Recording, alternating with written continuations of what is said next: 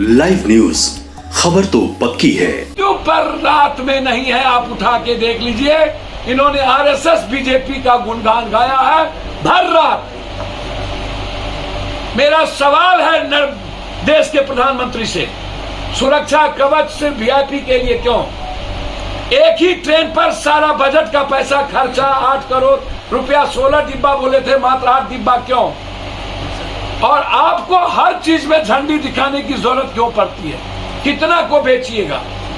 क्या हमारी पार्टी किसी भी कीमत पर देश के रेलवे मंत्री से अविलंब इस्तीफा चाहती है?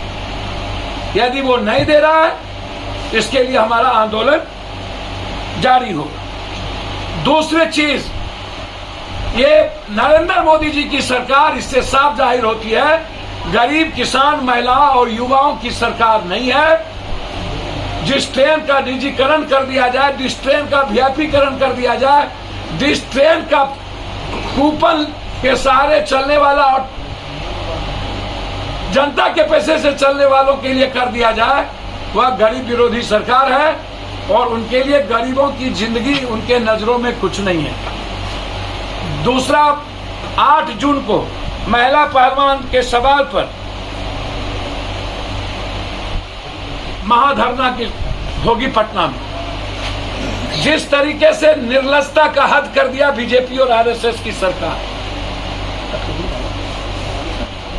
जिस तरीके से एक बेटी आई थी सिंगापुर से मृत, जिनका नाम निर्भया था, देश के पीएम और देश के सोनिया गांधी जो वाहिद एक शख्सियत है, वो गई थी एयरपोर्ट पर लाने के लिए उस लाश को। पूरा देश रो रहा था। क्या इस हिंदुस्तान को आप गोल्ड मेडलिस्ट नहीं रहने देना चाहते हैं? क्या आप इस हिंदुस्तान को रेपिस्ट इंडिया बना देना चाहते हैं? क्या इस देश में जिस तरीके से पूरी बीजेपी शोषण करने वाला, मैं जानना चाहता हूं जो चीज कल टेलीग्राफ में पूरा डिटेल में हिंदुस्तान में दिया गया है, क्या ये बेशर्मी नहीं है? क्या ये देश के बेटी बचाओ बेटी पढ़ाओ जो वो बात जो उसने कही थी, उसने क्या हमेशा 40 करोड़ लोगों की सुरक्षा की चिंता उसकी नहीं है? 140 करोड़ जस्टिस और न्याय की उनकी व्यवस्था नहीं है। पंजाब में किसानों से वो डर गए, एसपी जी रहते हुए कहते हैं भगवान बचा लिया। हमेशा कृपा पर जीने वाला, दया की पात्र गाली देता है, कभी भी हिंदुस्तान के आम आदमी की बात नहीं करने वाला व्यक्ति इतने समय के बाद अपने रेलवे मंत्री से इस्तीफा नहीं ले पाए।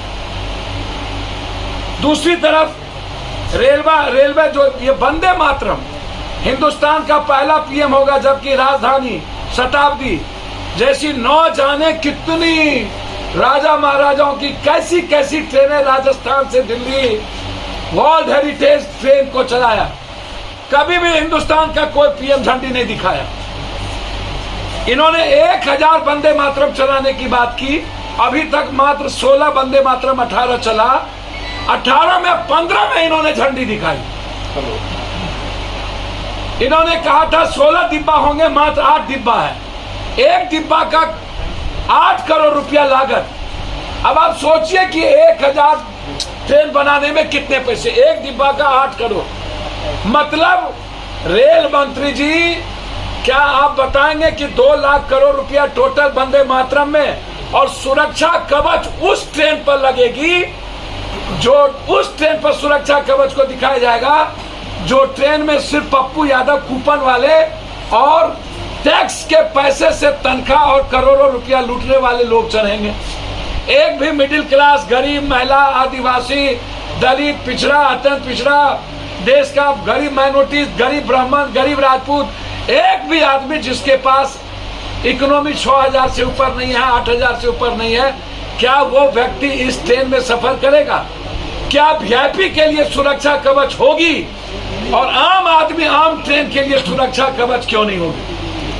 और जो घोषणा इन्होंने किया था कि ट्रेन एक्सीडेंट कभी नहीं करेगा, सुरक्षा कवच है, क्या हिंदुस्तान में हिंदुस्तान का सबसे दूसरा बड़ी घटना जिसको ये छिपा रहे हैं, इन्होंने कहा बख्शेंगे नहीं, अपनों को रखेंगे, ठेकेदार को बचाएंगे, मंत्रालय बचेंगे, खुद सफेद कॉलर बचाएंगे। और ट्वीट क्या करते हैं भर रात?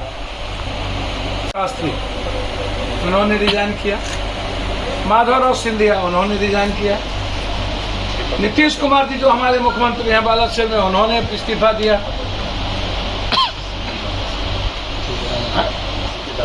सीखे जाफर शरीफ साहब रिजाइन किए। क्या इनकी डिक्शनरी में मॉरल वैल्यू नहीं है? या जो अपने आईएएस को ट्रेन बेचने के लिए, रेलवे प्लेटफॉर्म बेचने के लिए लगाए हैं, क्या उनसे ज्यादा महत्वपूर्ण इस देश की जनता की जान की कीमत नहीं है? क्या उनकी कोई वैल्यू नहीं है? क्या हिंदुस्तान में जब रेलवे विभाग को लाया गया था और अलग बजट दिए गए थे और आपने इसको जनरल बजट में कर दिया और मात्र 2 लाख कुछ करोड़ रुपया इसका बजट, हिंदुस्तान के रेल विभाग का मतलब था नो प्रॉफिट नो लॉस। गरीब आम आदमी, मिडिल क्लास, महिलाएं और बेरोजगार मजदूरों के लिए एक सुरक्षित ट्रेन, साफ सुथरा ट्रेन और आम आदमी को पर बोझ कम पड़े और एक लंबा सफर कर सके। 9 सालों के अंदर इन्होंने 3 गुने पैसे बढ़ा दिए। कोरोना के बाद इन्होंने हर स्टेट में रेल कम कर दिया, बजट कम कर दिया और रेलवे की सुरक्षा पर से ध्यान हटा के प्लेटफॉर्म के टिकट 100 रुपया, 80 रुपया, 200 रुपया करना और फिर से एयरपोर्ट के तरह अदानी को, रेलवे को बेच देना, पूंजीपतियों के हाथ में रेलवे को बेच देना। और अभी तक पहली बार हिंदुस्तान में ऐसा हुआ कि इतने बड़े 500, 250, 280 नहीं है, 500 से ऊपर लाश हैं। इतने बड़े मौत के बाद नरेंद्र मोदी जी वहां गए तो वहां जय जयकारा करा दी। चारों तरफ लाश था और वहां ये मोदी मोदी करा रहे थे, मात्र अपने आरएसएस और बीजेपी के वर्कर। हिंदुस्तान के इतिहास में यह पहला घटना है जो इतने बड़े आत्मबुद्धि नेता, एक तरफ डरपोक भी दुनिया के सबसे ज्यादा, दुनिया का पहला पीएम होगा, वर्ल्ड का राष्ट्रपति होगा जो अपनी सुरक्षा की भीख मांगता है। लाइव न्यूज, खबर तो पक्की है।